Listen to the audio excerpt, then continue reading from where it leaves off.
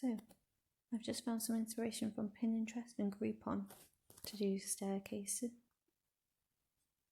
I've got my sticker tiles adhesive from Groupon. And all you need is some wood adhesive glue. You just simply stick it on and attach it and hold it down for a few minutes, a bit fiddly on the staircase. And attach it to the stair. It's that simple. I suggest finding the pattern that you enjoy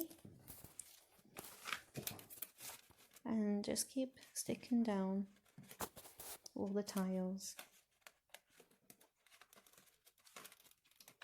It's really fun and you're looking forward to finishing it.